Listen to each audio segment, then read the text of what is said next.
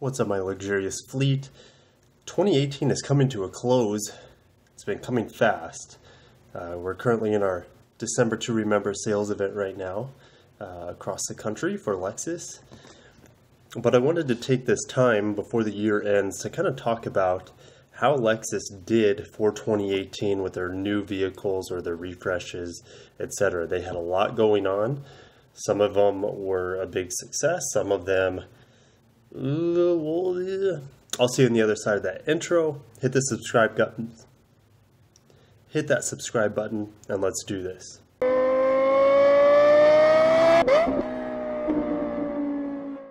In this video, I'm going to talk a lot about the new vehicles mainly and how they have been received and how they've been selling and my thoughts on them. Most importantly, my thoughts, So January, February 2018 are notoriously slow months for our dealership. It's probably the same for all Lexus dealerships because every single year they push hard November, December to clear out inventory. So that leaves January and February kind of in a lull or a rut of some sort. March of this year, Lexus finally debuted their RX 350L. The L designates that there is a third row in the vehicle. So the RX is by far the best-selling vehicle for Lexus. It has been for a very long time. And this year they decided to add a third row because they're like, well, people don't want the GX, or they want the LX, but it costs $100,000. So their only option is for the GX, but there's no space in the GX with the third row up.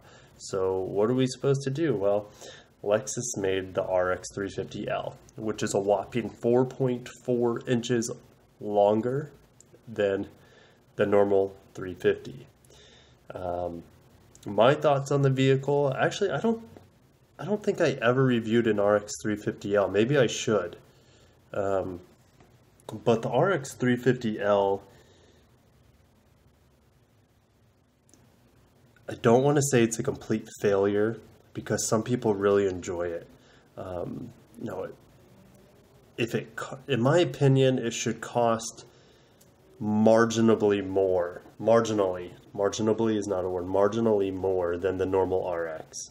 Yes, you get the third row, but the car also looks worse aesthetically because it doesn't look like, it seems like the car has been modified. It doesn't look quite right. The extended back window looks funny, and the windshield wiper on the rear window is a little out of place. But you can't really fit anyone in that third row. And that's the whole point of having a third row, is to fit people in there, right? Well, there's really no space. Unless it's a really, really, really small person, child, dog. So the RX 350L, Lexus decided that it would be a good idea to take their best-selling vehicle, stuff in a third row by slightly modifying the car, not changing the wheelbase or anything like that. And in doing so, I think we still have like a 2018 RX 350L. And if we don't, if we still do, it's one of the last vehicles on our lot that's a 2018. People don't want them. And if they do, they don't buy them for the third seat a lot of the time. They buy them for the extra space and storage you can get in the back of it. So it'll be really interesting to see what happens to the RX 350L. I don't see them making it for very long. That's just my opinion. Who knows? They could come out with a new RX in the future that's just bigger overall, and then they can also compete with like the Acura MDX in that regard. But Lexus really doesn't have a somewhat affordable family get-around vehicle. The RX 350L may have been that, but it's not big enough. So let's keep on moving through the year of 2018 for Lexus. And this is just for new vehicles, right? So ES 300 or I should say 350. Hasn't been 300 in 20 years. So the ES 350 and the 300H were launched in September. And this car, in my opinion, is a home run. The problem is that it's a car, and the current market just doesn't care. Doesn't matter how good your car is. They want crossovers, they want SUVs, they want all-wheel drive. ES doesn't have all-wheel drive. If the ES had all-wheel drive, I think the sales would be significantly higher, maybe 5 to 10%, if it had all-wheel drive. However, it doesn't. So people are like, okay, well, it doesn't have all-wheel drive, I'll get an NX, or I'll get an RX instead.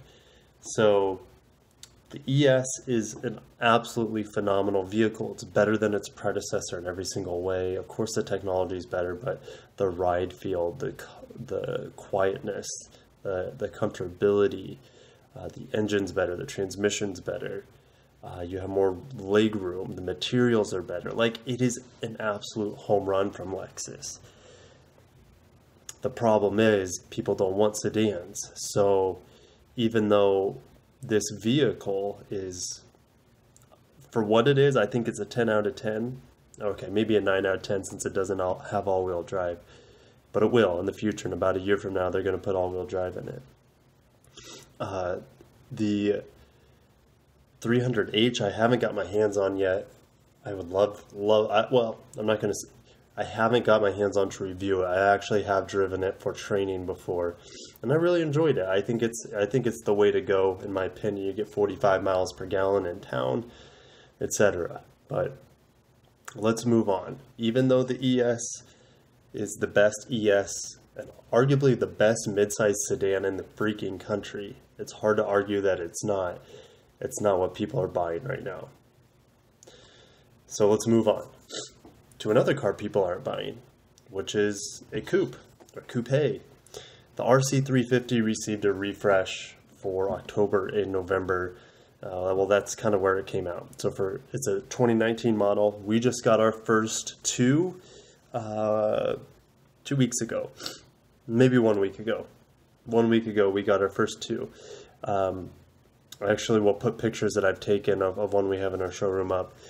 It's a beautiful car. There's no doubt about it. They did a great job refreshing it. However, it's not enough. They didn't put any new motors in it.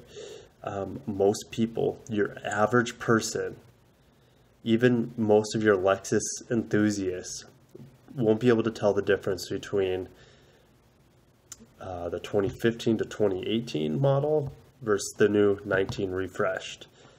It looks very similar. So only a trained eye would be able to tell the difference. It's going to drive the same, even though the RC has, I guess the 2019 RC has a revised suspension and turning mechanics, things like that. But it's the same car. It's absolutely the same car. They changed the lights, they changed the bumpers, and the interior trim is slightly different. Oh, and it has Apple CarPlay now. But that's it. And that's not enough to totally rejuvenate that model of car. It's not. Sales are down on the RC, and I would, even though it's refreshed for 2019, I would expect the sales to stay down. People aren't buying them. I don't think people are buying that type of car anymore. They want 4 doors, and they want, well, the RC can have all-wheel drive, but they just want more practicality. People are waking up, and people are not going to be, they're just less likely. The most people who are going to be who buy an RC are like old retired empty nesters, or just empty nesters who just want a weekend plaything. Those are pretty much the only people I've ran into that are interested in the RC. Yeah, you might have a few hotshot single nurses or doctors or engineers or something that are, or people in the military. I met a guy in the military that had an RCF. I think he had 1 kid, and he's going to get rid of the RC because it's just his kid's getting bigger. So, I mean, what are you going to do? So it's kind of a niche vehicle. I love the RC. I think it's cool. I think it's beautiful. It's just, in today's day and age, I feel like people want more utility out of their vehicles. So this leads me to the last vehicle Lexus just came out with. It's a brand new car. This is probably the biggest thing on the list, and this is the last thing I'm going over. And this is the UX. The UX is a brand new car for Lexus. I'll put some pictures I've taken the last couple days. Yeah, so I will get out to review one shortly. We got one coming in either Saturday or early next week around Christmas time. And I should be able to review one. I think it's an amazing car. So the UX 200 is a subcompact crossover SUV. It is relatively inexpensive for a Lexus. The hybrid model is the home run. The hybrid model there's nothing in the market like it. The hybrid model has all-wheel drive, and it gets about 40 miles per gallon. So there's nothing really, if they price it right, which right now it's not priced right, meaning that you can't lease it affordably yet. You can only purchase the vehicle that makes financial sense. In a few months that will go down. The hybrid will come out, and I think it's going to do really well, but we'll see. It's really small. The back seat, the UX is really only a car for young couples who have maybe one kid or a dog or something. Oh gosh, I don't want to think about a dog in a Lexus. A lot of people do it, but in my $40,000-$50,000 vehicle, that'd be hard for me to do. I know there's ways you can put blankets down, stuff like that, but let's get back on topic. So the UX came out this month, December. So it's kind of like Lexus's last hurrah for 2018. Have a strong finish with December to remember. Well, we'll see. I'll have to do another video on that. Strong December, and they're really not going to sell any UXs this year. I mean, we're getting 2, maybe 3 before the end of the year, so they might be able to sell like 500 or something across the United States in December. We'll see. It'll be interesting. They have really high expectations for this car. They're expecting to sell over 17,000 next year, which is going to be a tall order. It is doable. They know, they do the research. They're smart. They do the research. They know that there is demand for this size of vehicle. And Lexus is arguably the best when it comes to luxury SUVs. So I think it will do well.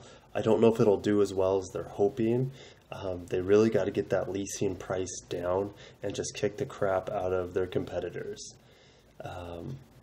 It's not the most versatile vehicle, meaning it doesn't have the most space, but it has really good materials for the price point. I think the looks are the best in the segment. I think even though it's down on power to its competitors, it's designed for the city. You don't need a lot of power in the city. I actually drove the UX today a little bit, and I put it through its paces, and it's plenty quick. It's plenty quick for what it is. So I think that sums it up. For 2018, Lexus had an okay year. I think 2019 will be better. I think there's more things they have up their sleeve. And that'll be a video that I'm going to make here in a little bit. Their strategy, outlook, things they need to do. But for 2018, the RX 350L was kind of a flop. The ES 350, amazing vehicle, love it to death. No all-wheel drive, and people don't want sedans.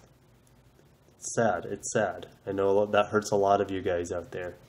RC 350, no one buys two-door coupes, even if they're all-wheel drive. So it's a beautiful looking car. They did a good job refreshing it. It's just no one's going to notice because you hardly see any of them on the road to begin with. And then the UX is kind of their last hurrah for the year. it could be a staple in their sales in the future. Excuse me. And it's just kind of exciting. It's like getting the UX at the very last point of the year is like getting a teaser trailer. It's like, ooh, yeah, I'm excited for this movie, but I really know nothing about it. That's the UX. We have no idea how it's going to do. We know it's an amazing vehicle, just like, you know, when you watch a teaser trailer, you're like, shoot, gosh, this Marvel Avengers movie is going to be amazing. Yeah, so let me know what you guys think in the comments below. I will be putting up some reviews coming up. I'll be putting up a UX review, the new RC review, possibly an IS review, and maybe some competitors reviews. Nothing new or anything like that. Some trade-ins that we got that get me pretty excited. And then I'm going to do a sales video on how all the luxury brands are doing for 2018. So pretty exciting stuff, guys, coming for the channel. Again, I thank you guys all. I got to 1,300 subscribers today. Who would have thought? Thank you guys, and I'll see you in the next video.